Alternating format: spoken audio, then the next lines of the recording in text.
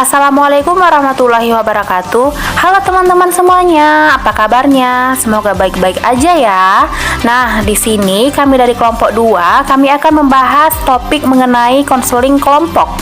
Sebelum itu, yang terhormat Ibu Rahmia Dewi SPC MPC selaku dosen pengampu mata kuliah psikologi konseling dan teman-teman semuanya yang menonton video ini. Baik, di sini saya sendiri Anissa Rizkiwanara Arita dan beberapa rekan saya yaitu Hayatun Nufus, Sazarina Amiza, Nafisa, dan Umi Unzila. Seperti yang kita ketahui nih teman-teman, konseling kelompok itu kan berkaitan dengan yang namanya proses konseling dan kelompok. Nah, bagaimana sih konseling kelompok itu dan apa-apa saja yang terkait dengan konseling kelompok itu? Kami akan membahasnya lebih mendalam di video ini. Selamat menonton teman-teman. Pertama-tama kita harus tahu dahulu nih klien dalam konseling kelompok itu seperti apa. Nah, klien dalam konseling kelompok juga sangat menentukan keberhasilan tujuan sebuah proses konseling. Bukan hanya terdapat pada diri si konselor saja, namun si klien ini juga berperan penting dalam proses konseling, termasuk konseling kelompok. Nah, menurut Sterzer dan Stone, dikutip dari Lubis 2009, karakteristik klien yang cocok mengikuti konseling kelompok itu terbagi menjadi 3 karakteristik, di mana yang pertama, klien yang merasa bahwa mereka perlu berbagi sesuatu dengan orang lain, di mana mereka dapat berbicara tentang kebimbangan, nilai hidup, dan masalah yang dihadapi. Nah, pada karakteristik yang ke-1 ini, si klien ini memiliki kesadaran diri bahwa dirinya itu perlu untuk menceritakan masalahnya kepada orang lain, seperti itu. Kemudian yang kedua, klien yang memerlukan dukungan dari teman senasib sehingga dapat saling mengerti. Nah, pada karakteristik yang kedua ini, si klien ini dia sangat memerlukan dukungan dari teman yang memiliki masalah yang sama dengan dirinya sehingga mereka dapat berbicara dan dapat saling mengerti satu sama lain. Kemudian yang karakteristik yang ketiga, pilihan yang membutuhkan pengalaman dari orang lain untuk memahami dan memotivasi diri.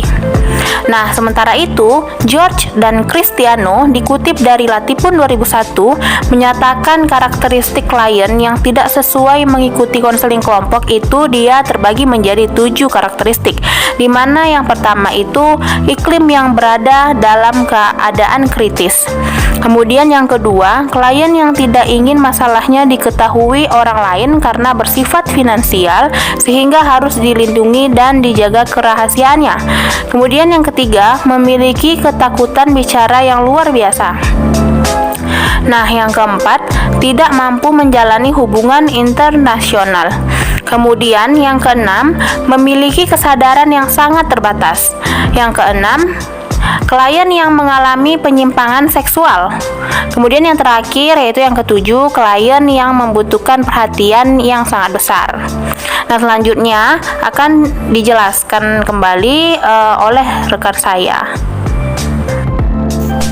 Nah, konselor dalam konseling kelompok. Sehubungan dengan perannya tersebut, Kapuzing dan Gross dikutip dari Latipun 2001 mengatakan bahwa tugas konselor adalah yang pertama, pemeliharaan. Konselor berperan sebagai pihak yang bertanggung jawab untuk tetap menjaga dan memelihara hubungan yang baik dengan klien. Yang kedua, pemrosesan. Konselor berperan memberikan penjelasan mengenai hal-hal yang terdapat dalam proses konseling yang meliputi eksplanasi, klarifikasi, interpretasi, dan memberikan kerangka kerja untuk perubahan atau menuangkan gagasan kepada anggota kelompok. Yang ketiga, penyaluran. Konselor berperan mendorong terbentuknya interaksi positif dengan sesama anggota kelompok melalui pengalaman terstruktur dan pemberian model. Yang keempat, pengarahan. Pengarahan di sini dimaksud bahwa konselor mengarahkan proses konseling seperti dalam hal membatasi topik, mengarahkan para anggota kelompok, mengarahkan norma dan tujuan kelompok, pengaturan waktu, langkah-langkah yang diambil, penghentian proses konseling, menengahi perselisihan anggota, dan menegaskan prosedur. Tujuan konseling kelompok. Wiener dikutip dari Latipun 2001 mengatakan bahwa tujuan dari konseling adalah sebagai media terapeutik bagi klien, karena dapat meningkatkan pemahaman diri dan berguna untuk perubahan tingkah laku secara individual.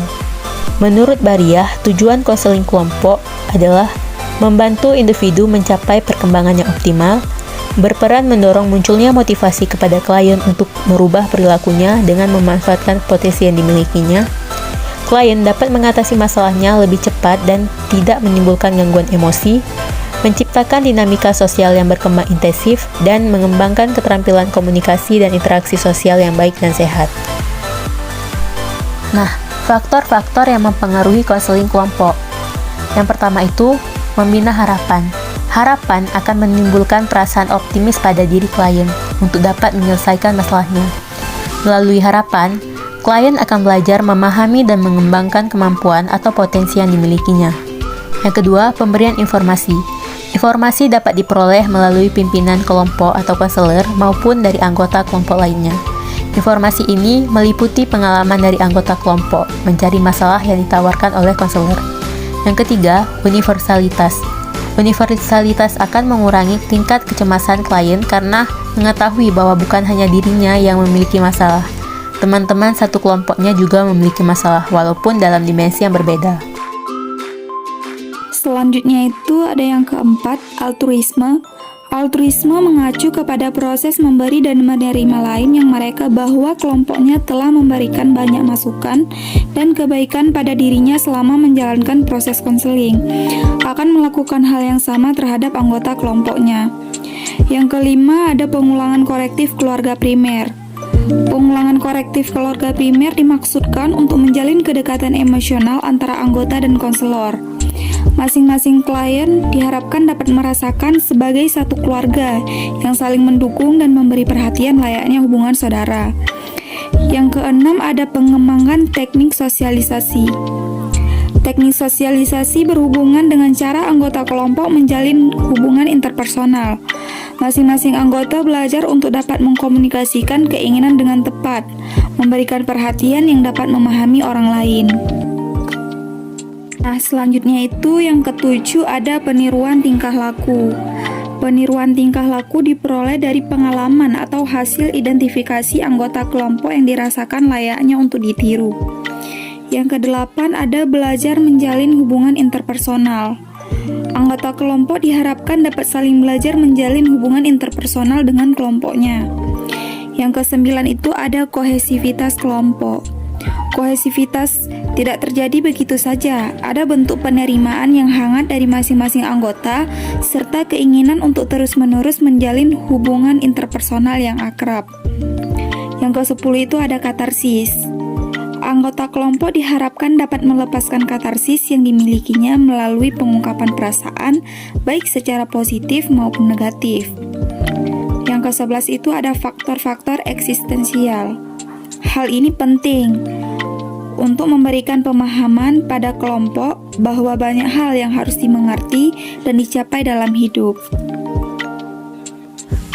Baik, selanjutnya ada struktur konseling kelompok. Yang pertama itu jumlah anggota kelompok. Menurut Yalom dikutip dari Latipun 2001, di sini dikatakan bahwa jumlah anggota kelompok pada konseling kelompok terdiri dari 4 sampai 12 orang. Karena hasil penelitian menunjukkan bahwa apabila jumlah anggota kelompok kurang dari 4 orang, dinamika kelompok menjadi kurang hidup. Begitupun sebaliknya, bila anggota kelompok lebih dari 12 orang, maka konselor akan kewalahan mengelola kelompok karena jumlah anggota kelompok terlalu besar. Jadi, intinya di sini adalah untuk anggota kelompok ini lebih baik di atas dari 4 orang dan juga kurang dari 12 orang agar tidak kurang maupun tidak lebih. Nah, kemudian ada homogenitas kelompok. Permasalahan homogenitas atau heterogenitas dalam konseling kelompok tentu saja sangat relatif, artinya tidak ada ketentuan yang baku telah menentukan karakteristik lain dapat disebabkan homogen atau heterogen. Nah, selanjutnya itu yang ketiga ada sifat kelompok. Nah, sifat kelompok ini terbagi jadi dua nih. Yang pertama ada sifat terbuka. Nah, pada sifat terbuka ini kelompok ini dapat menerima anggota baru setiap saat sampai batas yang telah ditetapkan. Nah, di sini siapapun yang ingin masuk kembali dalam sebuah kelompok tersebut, kelompok itu akan terbuka. Jadi mereka akan menerima anggota baru. Nah, kemudian yang kedua itu bersifat tertutup. Maksudnya di sini adalah ketika konselor tidak memungkinkan lagi untuk memasukkan klien baru ketika mereka tergabung ke dalam kelompok yang telah terbentuk. Jadi ada kemungkinan-kemungkinan yang mungkin menyebabkan kelompok ini sudah bersifat tertutup dan konselor di dalamnya itu tidak dapat memasukkan klien baru dalam kelompok tersebut. Nah, kemudian yang keempat itu ada waktu pelaksanaan. Batas akhir pelaksanaan konseling kelompok sangat ditentukan seberapa besar masalah yang dihadapi kelompok. Selain itu, durasi pertemuan konseling sangat ditentukan pula oleh situasi dan kondisi anggota kelompok. Selanjutnya ada tahap konseling kelompok. Yang pertama itu ada pra-konseling. Jadi tahap ini itu dianggap sebagai tahap persiapan pembentukan kelompok. Yang kedua ada tahap permulaan. Nah, tahap ini itu ditandai dengan dibentuknya struktur kelompok. Yang ketiga ada tahap transisi. Jadi tahap ini itu sebagai tahap peralihan. Yang keempat tahap kerja. Tahap ini itu sebagai tahap kegiatan. Yang kelima ada tahap akhir. Jadi pada tahap ini itu adalah tahapan di mana anggota kelompok mulai mencoba perilaku baru yang dipelajari dan didapatkan dari kelompok. Yang keenam ada pasca konseling. Jadi jika proses konseling telah berakhir, sebaiknya konselor menetapkan adanya evaluasi sebagai tindak lanjut dari konseling kelompok. Baik, selanjutnya ada kerahasiaan dalam konseling kelompok. Nah, sudah menjadi ketentuan dan keharusan dalam konseling kelompok bahwa konselor dan semua anggota wajib menjaga kerahasiaan yang terdapat dalam konseling. Nah, konselor itu perlu menyampaikan aturan menjaga kerahasiaan ini di awal pertemuan dengan seluruh anggotanya atau bisa juga berulang kali jika diperlukan. Nah, dalam kode etik ini telah dijelaskan bahwa konselor itu wajib menjaga kerahasiaan. Akan tetapi pada beberapa situasi, konselor dapat membuka rahasia anggota kelompok itu menurut Corey dikutip dari Lesmana tahun 2005.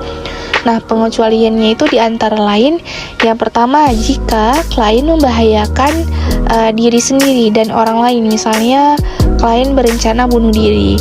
Nah, yang kedua, konselor yakin bahwa kliennya yang berusia di bawah 16 tahun mengalami korban incest, pemerkosaan, pelecehan anak, atau kejahatan lainnya. Nah, yang ketiga, bila konselor yakin bahwa klien memerlukan hospitalisasi. Nah, yang keempat, ketika konselor mendapatkan panggilan dari pengadilan. Serta yang terakhir adalah apabila klien meminta cacatannya diserahkan kepada dirinya sendiri atau kepada orang lain. Baiklah teman-teman, cukup sekian dari pemaparan materi kami mengenai konseling kelompok. Apabila ada kesalahan kata maupun kesalahan pada saat pemaparan materi, kami mohon maaf sebesar-besarnya. Dan apabila bagi teman-teman yang menonton video ini memiliki kritik dan saran kepada kami, maka jangan lupa tinggalkan di kolom komentar ya. Jangan lupa like dan share ke seluruh media sosial yang teman-teman punya.